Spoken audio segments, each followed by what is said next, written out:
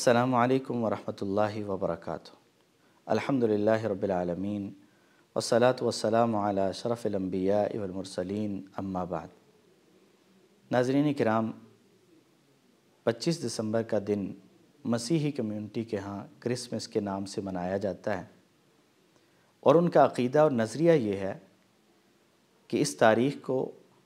اللہ رب العالمین کے ہاں بیٹا پیدا ہوا جس کا نام عیسیٰ بن مریم ہے، اور وہ اللہ رب العالمین کا بیٹا ہے، اللہ کی اولاد ہے، اور اس بیٹے کی ولادت اور پیدائش کی خوشی میں یہ دن منایا جاتا ہے۔ اہل ایمان اس بات کو بخوبی جانتے ہیں اور مسلمانوں کے عقیدے کا بنیادی حصہ ہے کہ اللہ رب العالمین کی نہ اولاد ہے، نہ اللہ تعالیٰ نے والدین بنائے ہیں، اور نہ ہی اللہ تعالیٰ نے اپنے لیے کوئی اور رشتہ داری کا سلسلہ رکھا ہے۔ اور سورہ اخلاص میں اللہ تعالیٰ نے اپنا تعارف ان الفاظ کے ساتھ بڑا واضح بیان کر دیا، قل هو اللہ احد اللہ الصمد لم یلد ولم یولد ولم یکن لہ کفوا احد، کہ اللہ اکیلا ہے، بے نیاز ہے، اس کو کسی کی ضرورت نہیں ہے، سب کو اس کی ضرورت پڑتی ہے، اس کی اولاد بھی نہیں ہے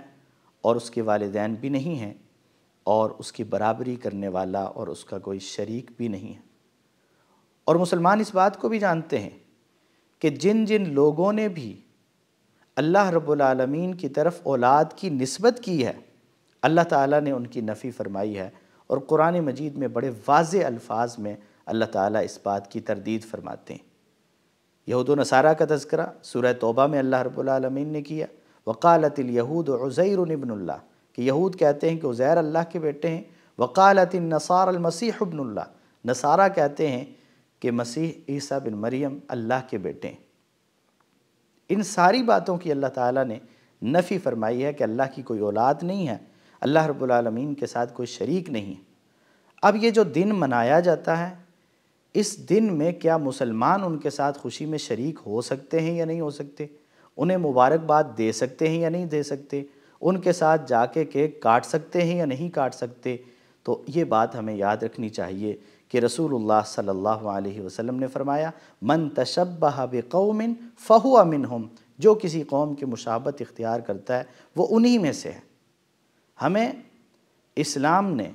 یہود و نصارہ کی مخالفت کا حکم دیا ہے، ان کے ساتھ مشابہت کا نہیں، بلکہ ان کے ساتھ مشابہت سے روکا ہے اور ان کی مخالفت کا حکم دیا ہے۔ اور خاص طور پر جو ان کے مذہبی تہوار ہیں، جو بطور عبادت اور بطور ریاضت وہ کام کرتے ہیں، ان میں تو ہم ان سے بہت دور رہیں گے تو کامیاب رہیں گے۔ اگر ان سے دوستی کر لی تو پھر اللہ رب العالمین نے اس بات سے منع کیا اور فرمایا، یا ایھا الذین آمنوا لا تتخذوا الیہود والنصارى اولیاء، کہ اے ایمان والو یہود و نصارہ کو اپنے دوست نہ بنانا، بعضهم اولیاء بعض، وہ ایک دوسرے کے دوست ہیں۔ تو اہل ایمان وہ یہود و نصارہ کی خوشیوں میں اس انداز سے شریک نہیں ہوتے، بالخصوص جو ان کے مذہبی تہوار ہیں۔ اسلام قطعاً اس بات کی اجازت نہیں دیتا کہ ان کے مذہبی تہواروں میں اور ان کے غیر اسلامی اور غیر اخلاقی جو کام ہیں ان میں ان کے ساتھ شرکت کی جائے، بلکہ اہل ایمان کی صفت یہ ہے، اہل ایمان کی خوبی یہ ہے، مومن بندوں کی تعریف اللہ تعالیٰ ان الفاظ سے کرتے ہیں، والذین لا یشہدون الزور واذا مروا باللغو مروا کراما، کہ وہ جھوٹی مجلسوں میں حاضر نہیں ہوتے، اور جب ایسی جگہوں سے گزرتے ہیں تو عزت کے ساتھ گزر جایا کرتے ہیں، وہ جھوٹے لوگوں کے ساتھ شریک نہیں ہوا کرتے۔ تو اس سے بڑا جھوٹ کیا ہو سکتا ہے کہ کوئی بندہ کہے کہ اللہ رب العالمین کا بیٹا پیدا ہوا ہے، فلاں تاریخ کو پیدا ہوا ہے، اور اس کا میلاد منائے اور اس کی پیدائش کے دن کو جشن اور خوشی کے طور پہ منائے، اور مومن مسلمان اپنے آپ کو مسلمان کہنے والا، کلمہ پڑھنے والا، وہ جا کے ان کو مبارکباد پیش کر رہا ہو، تو یہ کسی بھی صورت مسلمانوں کے لیے جائز نہیں ہے۔ اور یاد رکھیے قرآن مجید نے بڑا واضح سا اصول دے دیا ہے، وَتَعَاوَنُوا عَلَى الْبِرِّ وَالتَّقْوَى، کہ نیکی اور تقوی کے کاموں میں ایک دوسرے کے ساتھ تعاون کرو، وَلَا تَعَاوَنُوا عَلَى الْإِثْمِ وَالْعُدْوَانِ، گناہ، نافرمانی اور معصیت کے کاموں میں ایک دوسرے کے ساتھ تعاون نہ کرنا۔ تو ان کو اس دن کی مبارکباد دینا، ان کی خوشیوں میں شریک ہونا اور ان سے خوشیوں کو بانٹنا، یہ جو ہے کسی بھی صورت میں جائز نہیں ہے۔ اللہ رب العالمین مسلمانوں کو